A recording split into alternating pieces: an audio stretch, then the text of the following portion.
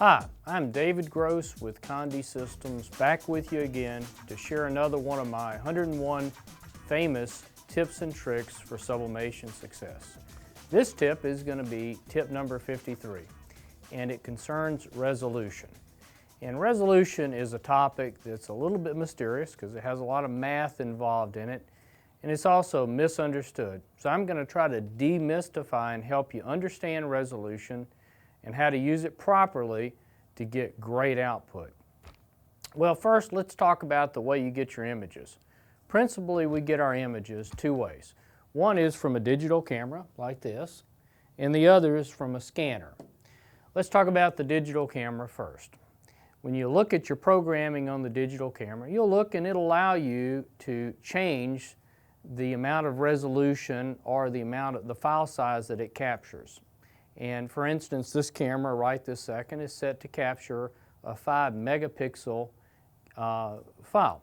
And what does that 5 megapixel mean? Well, mega means million, so it's 5 million pixels.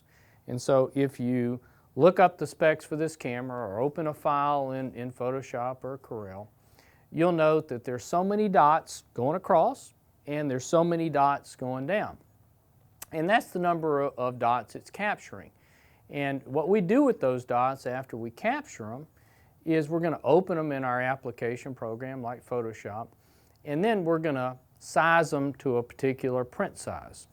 Well, when we're sizing the dots, what we're really doing in Photoshop is we're really either pushing the dots closer together, so the block is smaller and there's more dots per inch, or we're spreading the dots out, and so we have less dots per inch.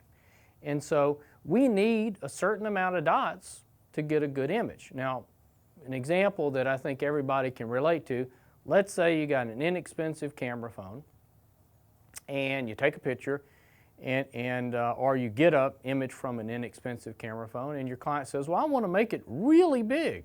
And just for clarity, I'm going to say the size of a building. Is that a reasonable thing? Well, of course not. There's not enough dots. So when we spread the dots out, we have very few dots per inch. So when we do sublimation, what we need is we need about 200 dots per inch for a hard substrate, and we need about 150 dots per inch for a soft substrate because soft doesn't render the kind of detail that we see with a hard substrate. And so to start again, we need a certain amount of dots. And so when we spread those dots out and then we look at what the resolution is after we've spread those dots out in Photoshop, if we're above 200, we're good to go.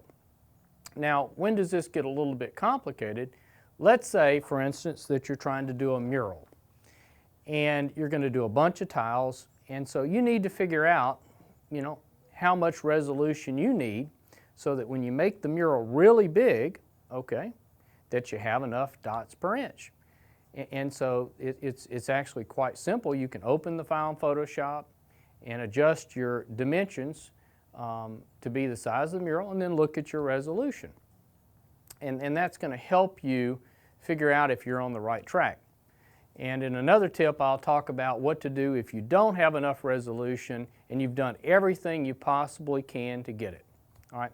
Same concept with a scanner. When we scan, we need to understand what we're going to do with the scan. And so let's say, for instance, we're going to scan something that's 4 by 4 inches, and we're going to print it at 4 by 4 inches. Well, scanning at 200 dpi will get the job done because we're not really making it any bigger. I'd probably scan at 300 just for good measure. But let's say on the scanner that we got a 4 by 4 photograph, and we're going to make it 4 times bigger. So we intend to print it at 16 by 16 inches. How much resolution should we scan at? Well, we should scan at 200 because that's our target resolution, times 4 because that's how many times we're making it big. So we want to scan it at 800 dpi.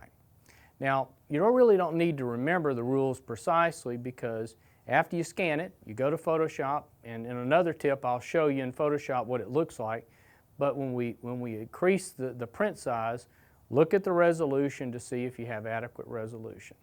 So what this tip is for is to understand that cameras and scanners just capture blocks of dots. That's all they do. And then you can see them on this photograph. If we were to enlarge them, we'd see what the dots look like. And then after we capture it, we need to put it to a print size. And that print size needs to be 200 dpi or greater for hard substrate, 150 dpi for a soft substrate. If we're not at those resolutions, if we're at something like 72 dpi, we've done something wrong and we need to back up and begin again or call for help. And so adequate resolution is going to ensure that we have good quality. Now the last part of this tip is people often get confused about printer resolution and image resolution.